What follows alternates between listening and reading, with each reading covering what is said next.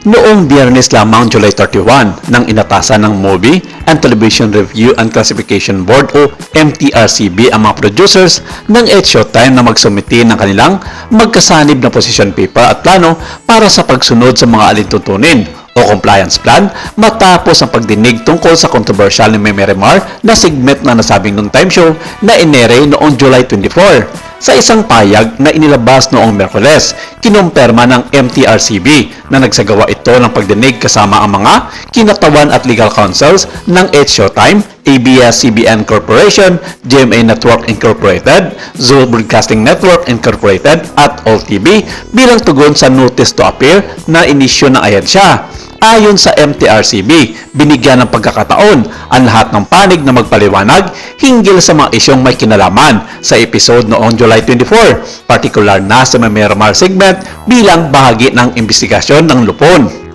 Ipinahayag na nasabing ahensya na isinagawa ang pagdinig alinsunod sa mandato nito sa ilalim ng Presidential Decree 1986 at sa mga implementing rules and regulation nito upang matiyak na sumusunod ang mga programa sa telebisyon sa mga pamantayan sa pag-broadcast sa free television. Matapos ang pagdinig, inatasan ng Hearing and Adjudication Committee ng MTRCB ang mga respondent na maghain ng verified joint possession paper sa loob ng 7 araw mula sa pagtanggap ng kautusan. Inatasan din ng komite ang mga partido na magsumite ng joint undertaking na naglalaman ng mga tiyak na hakbang upang mapalakas ang pagsunod sa mga tuntunin ng MTRCB, partikular na para sa mga live, improvised at comedy segment. Bukod dito, inutusan ang mga respondent na magtalaga ng on-air compliance officer na may mga otoridad na magmatyag sa mga live broadcast at agarang makialam kung kinakailangan upang maiwasan ang mga posibleng paglabag sa mga tuntunin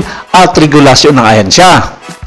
At marami ang natuwa at marami din ang hindi, lalong-lalo na sa mga solid It's Showtimer na para sa kanila masyado namang sensitive ang ahensya sa pagbibigay ng kaukulang parusa sa nasabing noontime show. Pero marami din ang natuwa dahil ayon sa mga ito, talagang sumusobra na ang nasabing show sa pamumuno ni Vice Ganda sa mga pang-aalipusta nito, hindi lamang sa mga kontestant, kundi maging sa mga studio audience. Ilan sa mga celebrities na suportado ang hakbang na ito na ginawa ng MTRCB ay walang iba kundi si Mariel Padilla. Ikinatuwa kasi nito ang ilan sa mga balita at post sa pamamagitan ng pag-like na may kaugnayan sa nasabing issue sa It's Showtime, na bagay naman pinalagan ito ng mga solid kapamilya sa nasabing mga online post at banat ng ilang mga makakaliwang media na sabi na nagustuhan naman ni Mariel sa pamamagitan ng pag-like na may kaugnayan sa topikong nakarma ang It's Showtime dahil sa patuloy na pangingalam sa politika at sa kanyang asawang senador.